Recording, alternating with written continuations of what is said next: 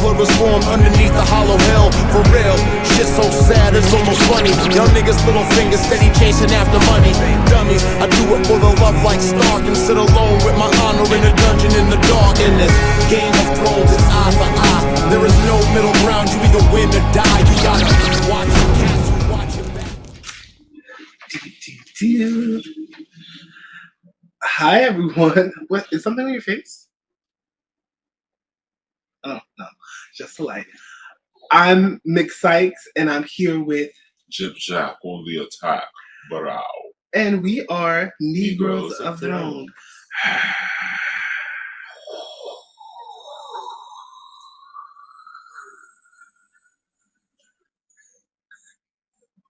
Okay, you're carrying. And so we're here to episode. So it's been a while. We're here to review episodes 3 and 4 of House of the Dragon, and yeah, so we can pick up, and we'll get to y'all next week with the next episode. So this week, well, last week rather, 2 weeks. 2 weeks, 2 weeks ago, 2 weeks ago. The episode starts out with, we see a battlefield like covered in fire, and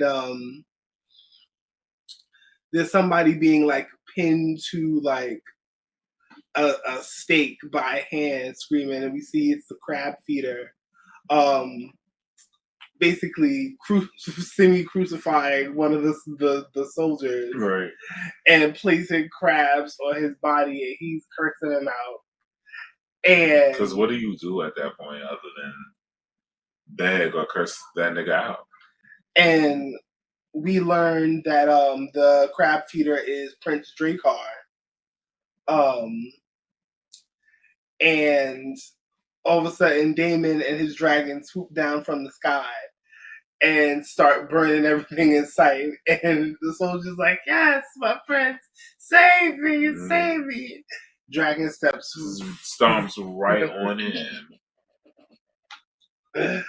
But the crab feeder's men just flee into the caves, and most of the people that got burnt up was the Valerians in the first place. So that didn't work out too well. So there we find out that they are suffering heavy losses down on the stepstones, and they cut to the palace. They're about to go on a hunt for Prince Aegon. So Alicent's 2 years later. Alicent has had a baby, and she's pregnant with one. The kings had a son, Prince Aegon, and they're about to celebrate his second birthday with a royal hunt. And one of the messengers comes and like tells them like they need help in the stepstone. And he's like, not today. It's been 3 years. It can wait 3 days. And he told him to go about his business. And the king is like, where's Rhaenyra? I'm like, I don't know. Nobody ain't seen her. And she's out, what's that tree called? The Godswood? Not the Godswood. Is it called the Godswood? Something like that. Something like that, yeah. She's out there with her Spotify playlist on repeat. AKA a nigga on the lute singing the same song. Princess, you want to hear something else? Nah, play it again. Run it back. Alicent comes out there and is like, yeah, so we want you at the hunt. I'm like, oh, do you? And it's like, the king thought, is it the king's command? Right. And he's like, oh no, keep playing. And then she's telling him to go away. He's like, the princess orders you to stay. And Alicent is like, your queen says get the fuck out. He was like, ooh, rank pulled. Why do you make her do it, girl? Anyway, Alicent convinces her to come on the hunt. Well, Rhaenyra's really like, is it the king's command? And she's like, yes, but it doesn't have to be. And she's like, whatever, fine, I'm going. So they go off, and apparently, like, it's a hunt that takes course over a couple of days, to celebrate this birthday. And basically, what's his name? Jason Lannister is there and kind of flirts with Rhaenyra and tell about all the money and gold he has and like I could build you a dragon pit, and she's like, for what? Mm-hmm. Like for you? And she's like, To do what with? And he's like, put your dragons. I'd do anything for my queen or my lady life. He's like, ew. And he goes up to the king and is like, you know, it would be great to join our two houses. And he gave him like a golden spear for the hunt.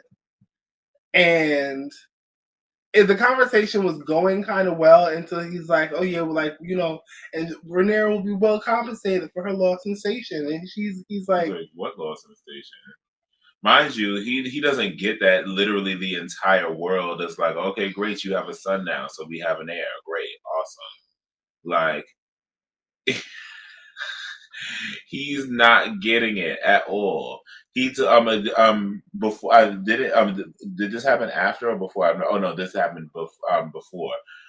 Rhaenyra goes to have a conversation with him. Well, he calls her to have a conversation, and he's trying to be like, "Hey, bitch, I'm trying to marry you off." You know what I'm saying? What the fuck's going on?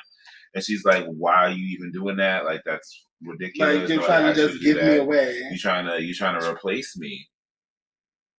And he's like, "That's not what's happening. This, that, that." Oh, but that happens much later. Oh right. Well, there was some. Oh no, I'm talking about the other conversation that they had. Oh, they start. They have like a fight in front of everybody, right?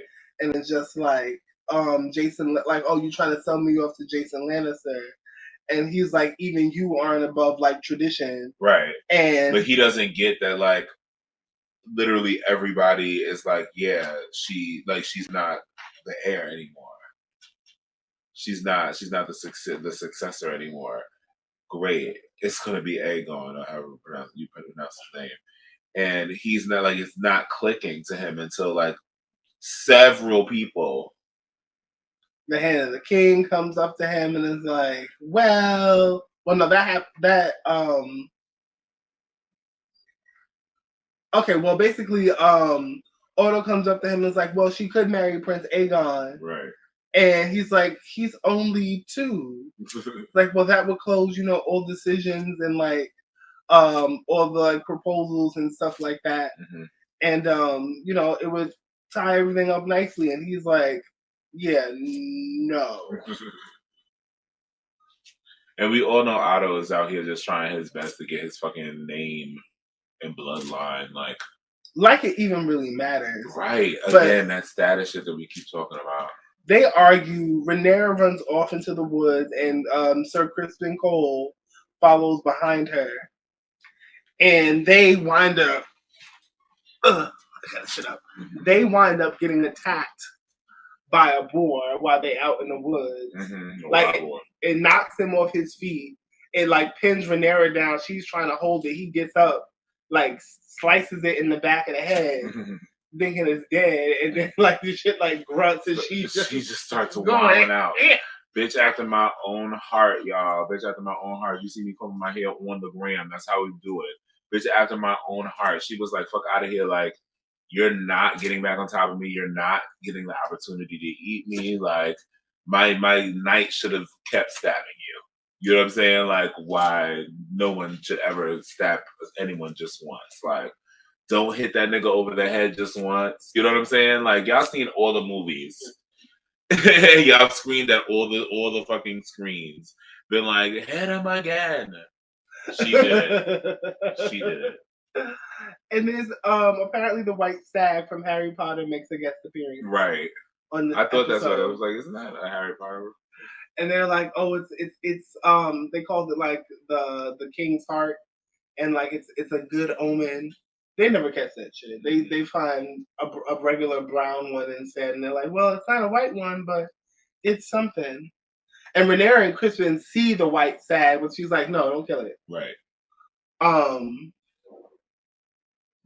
And oh, the king, I guess, like softens up and decides to send Damon some aid in the Stepstones. So he sends a messenger. Allison convinced him though. Yeah. Allison asked him a good question.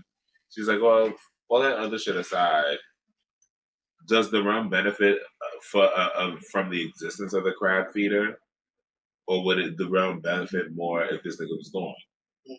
He was like, "Shit, it do be coming down to shit simple as that sometimes." He made the right decision. And they living in the city. Right. Noise. So he sends them a letter and is like, I'm gonna send you 10 ships and 10,000 troops. He beats the crap out of the messenger. Yo, like, did the messenger survive? Like, we never saw him again. I don't know. Like, but there was a reference to that in Game of Thrones. Like, why do we send Raven's Master? Oh, because my ancestor Daemon Targaryen beat the bricks off a mixer. I guess that means he didn't live. Right. Because I mean, them helmets. Like, if even though again this is a fictional thing, if we're historically accurate to the medieval times, them helmets were weapons. He pummeled him he back slapped him with a helmet first. Honestly, if homie didn't have on a helmet himself of comparable steel, and if that was Valerian's steel in the helmet, then he ain't stand a chance. His brain turned into but if it wasn't, then at least that first impact didn't do too much. You know what I'm saying? Like you said, he probably got a little dizzy or whatever. But he kept pummeling him with the fucking helmet, man. And prideful bastard that he is, Damon's like, I have a plan. Mm-hmm. And what they wind up doing, it's not really his plan because Laenor said it before he got there. Right. Like, we need a way to draw him out. So basically, Daemon falsely surrenders, lures the crab feeder and his army out of the caves, and starts going ham. They shooting him with arrows. He's zigzagging, making him barely zigzagging. These archers were basura. My nigga was barely serpentining. Okay, like I've never seen 10 plus arrows fly and hit nothing. Nothing. They think they got him surrounded and is about to like end him because he like basically crawls under this like half burnt down like wooden structure or whatever. Right. And here come like Valerian's men from the back, and Laenor comes down on sea smoke from the sky, yelling Dracarys like he was waiting. Right. He's like, "Yes, fire!" Like he was blowing the fire on himself. Niggas on dragons though, be mad. Be mad. Niggas melanate. Burns the archers, burns them all up, and they win. And like win. Basically, the crab feeder winds up disemboweled, like literally dragging half his body back to the shoreline. Okay, at the end of the episode, out. And I'm like, oh my god. It was everything. It was good. The episode was good. It wasn't like it moved the story along. Good battle scene. But episode 4 is when it went Downington, and like I guess it's the episode a lot of us kind of been waiting for. Oh, I just want y'all to know one thing. Like, should I say? I'll say it next. I'll say it after the thing that happens in episode 4. Okay, so episode 4, we opened up. Daemon has had victory in the Stepstones. So they out there throwing a little party for him. It's like a couple months later. I would assume. And what happened at the beginning of the episode? Like my brain. Look, do you remember? Does he come back in the beginning? No. Yes. Yeah, they're having that party for him, and then like Alvin is like, "Do you want to see the tapestries?" And him and the king start laughing. I don't see no fucking tapestries, right? Yeah, and they chilling, and he lays eyes on Rhaenyra, and she's got on the necklace that he gave her. And they have a little moment that you're like, what's that?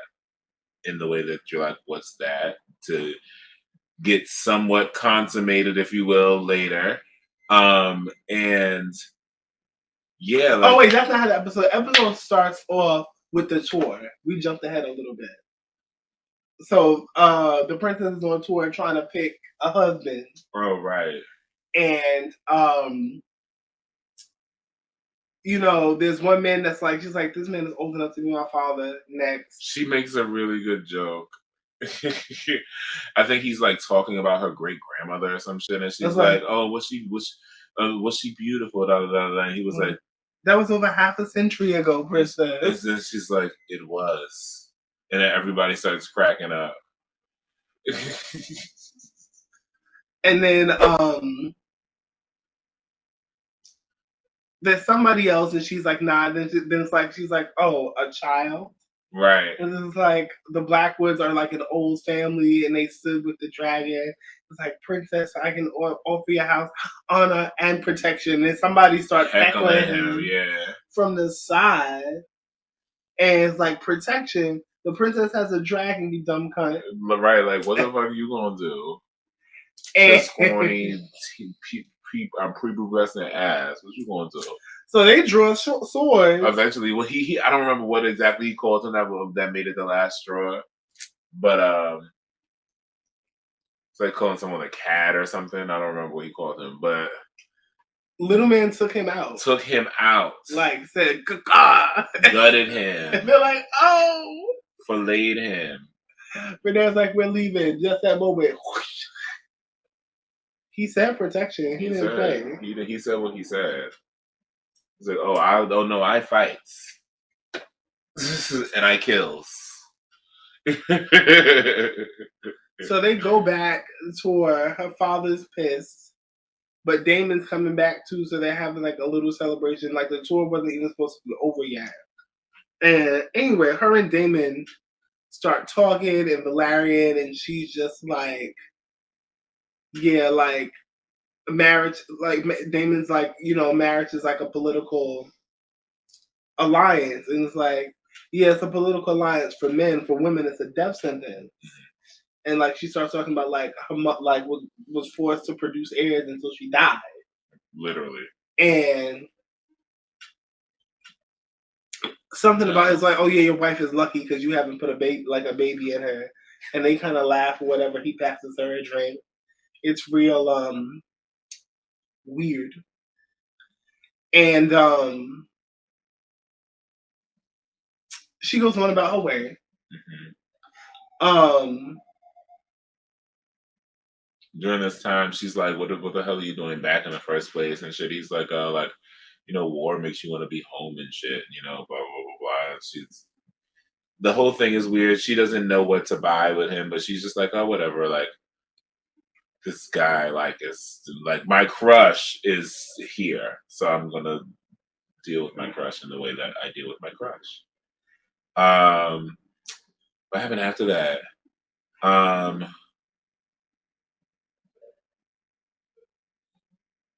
Well, I guess we can just skip straight to the meat since this is a twofer. Yeah. Like that night, she comes like back to her room and she sees like a backpack on the back of her chair, and takes out like, "What is this?" And it's like peasant clothes.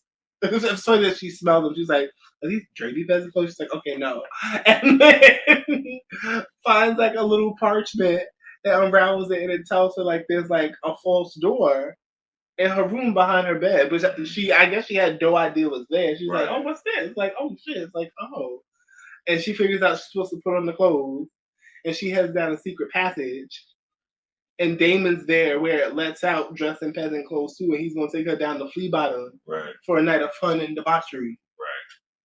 And I'm like, oh boy, it's about to go down. And I just want to tell y'all, we named episodes. Go back to Negroes of Thrones 1 on season 2, episode 1. And we named episodes. Okay? Said episode 3 that we was gonna either Viserys and Alicent was either gonna fuck, or we was gonna finally have proof that they fucked. Bitch is on her second child. Episode 3. Okay. I said I think the we'll see the incest thing actually play out by episode 4. We did. This nigga took her to a brothel. People pussy popping, cock swinging, and all kinds of shit in the brothel. She's all interested. He's like, yeah, sex is pleasure for men and women. To essentially like tell her that, okay, yeah, sure, like it is your job to bear heirs or whatever have you, but you get to fuck, girl. She also finds out that it's not like the common people don't like her. There's like a little like there's play. like a play that happens before they go to the brothel. Cute moment. They're like, it seems like they like her. They just can't they can't accept her as a queen. Like Aemon has the name of a conqueror and a cock, 2 things that Rheaerya doesn't have. She's like, lies, slander, boo. Everybody's like, no.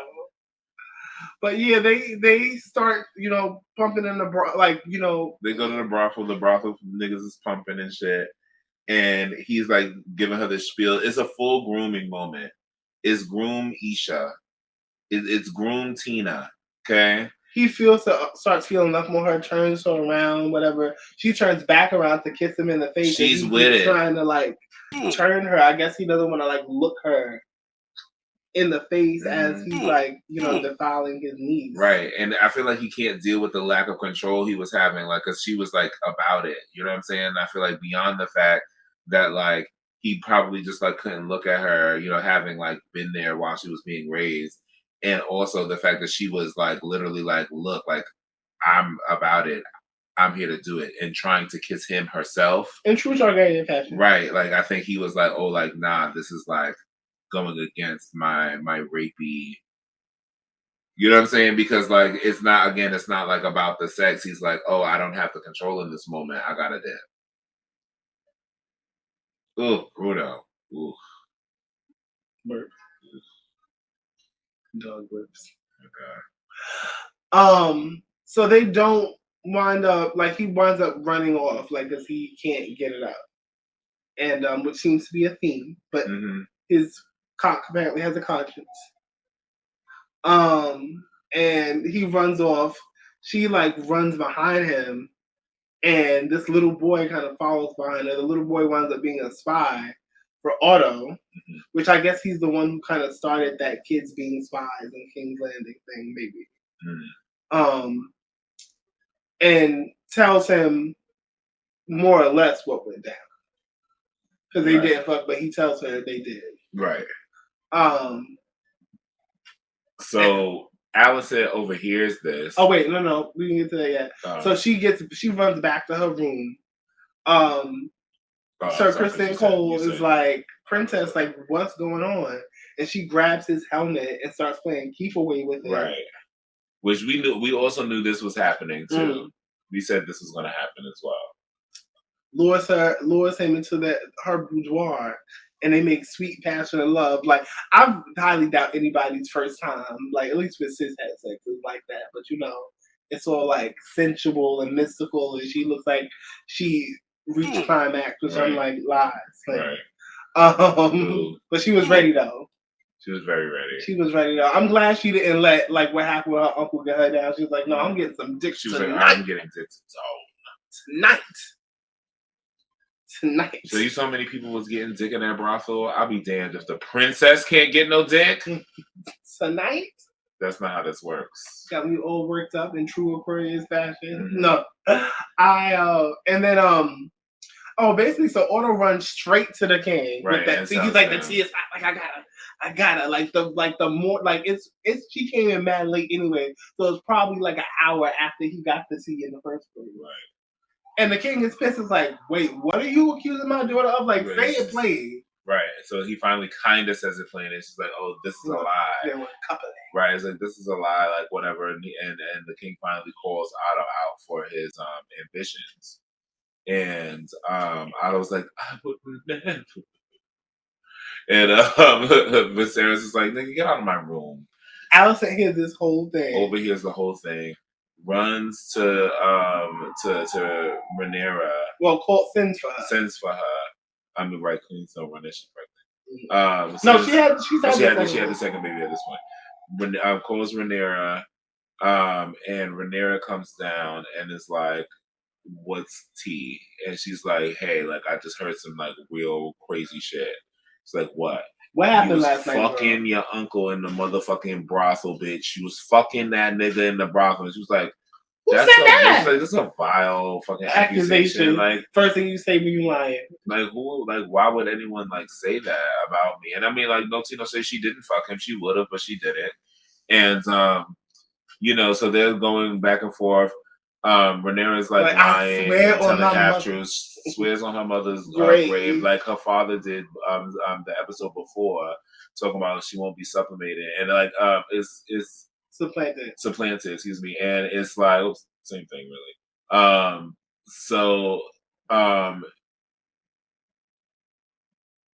Like father, like daughter, because we know that there's not much that he can really do about whether or not she'll be supplanted, unless he's really down to go to some serious war over this.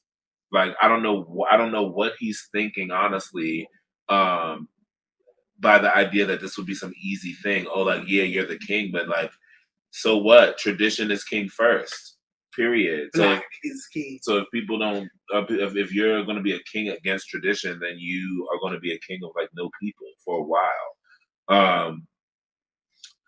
And yeah, so I mean, like, and now the difference being, I feel like she didn't actually lie on her mama's grave as much as she I gotta hang. I don't know. You know what I gotta do. She didn't lie on her mother as much as her father did, because what she said on my mother's grave is I didn't fuck him.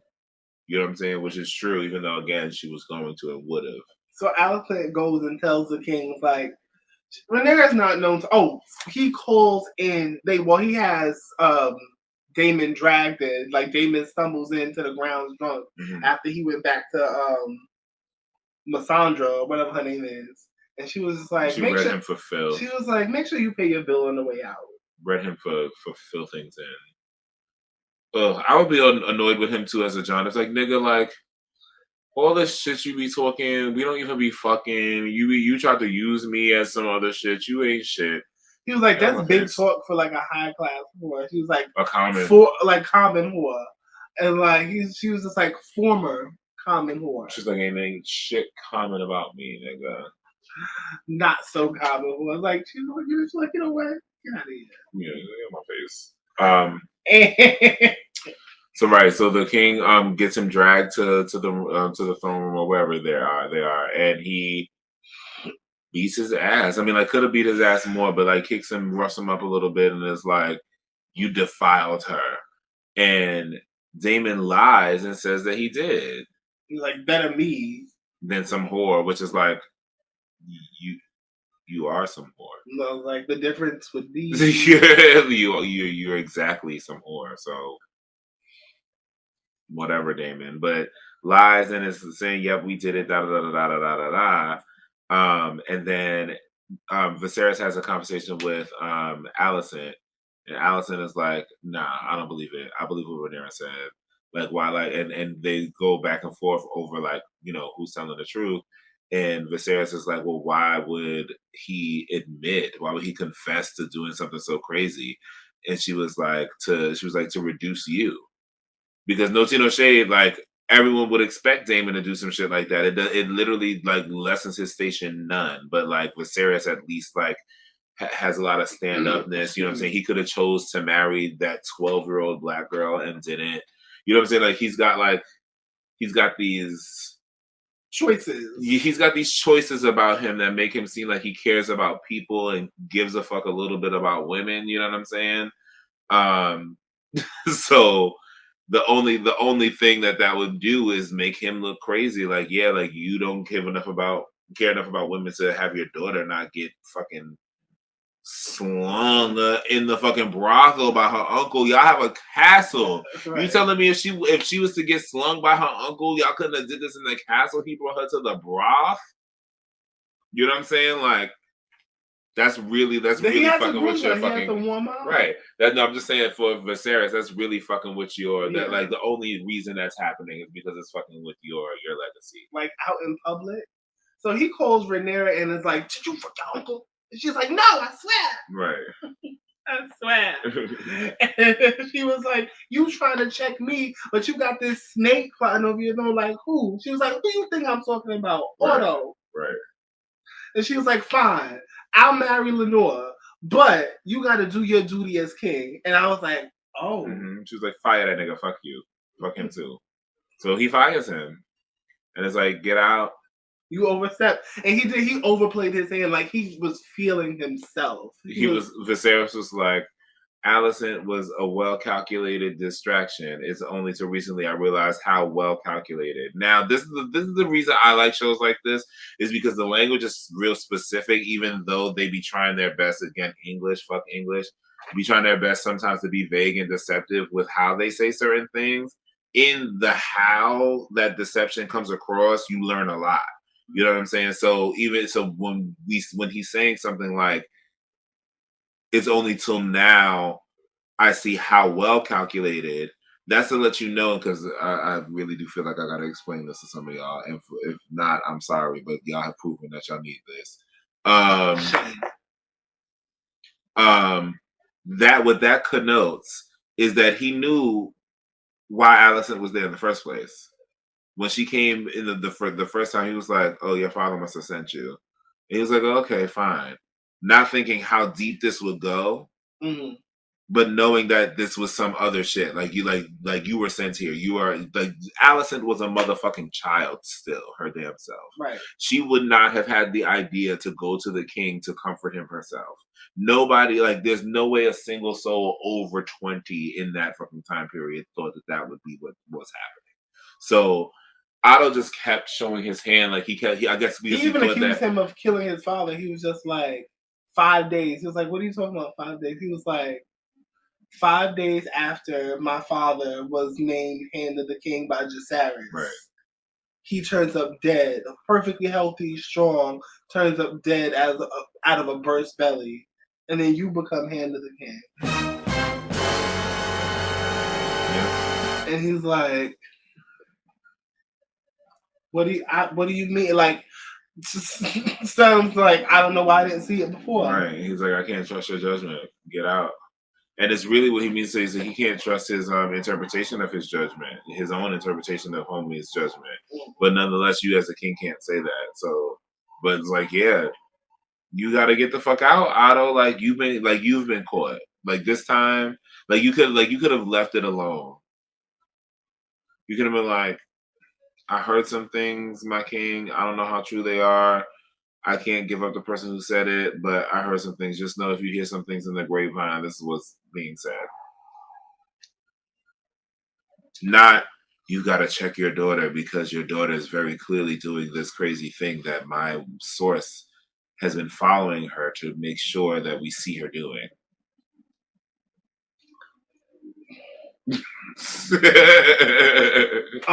Next week we jump ahead in time, I think about 10 or 15 years. So we Millie Alcock, who plays Rhaenyra, and Emily Carey, who plays Alicent, there. We bid them adieu. And we're gonna have some new ladies playing their roles. And yeah, like I'm excited to see what happens next. Me too. I like when they do this kind of like super long ago sequel thing, and that it scares me that we might only get 8 episodes. But I like when they don't literally try to take us like every 2 years by every 2 years. You know what I'm saying? Like that gets monotonous, and like even though in something like Game of Thrones, like it very well could like have exciting as fuck shit happen every year. I mean, like, yes, a child killed a grown ass man in this episode. Yeah, I think that they can't, only because like I think they're trying to bring us up until when Game of Thrones happened with this series, which might give us 8 seasons. That's what I'm saying. I'm like scared that we only gonna get 8 episodes this season. But you know, it's a lot of story to tell, so we might get more. But we'll see how y'all far next. they jump, and then how far they jump after that. Right. But we'll see y'all next week. Same Negroes of Thrones time, same Negroes of Thrones channel, and we out here. Ugh, the cracking of the bones. It's grayscale. Thirsty. 1 million, you're ready. When the smoke clear, pay a dead body. Yeah, we fight for the king, we die for the king. If a boy say a word, then a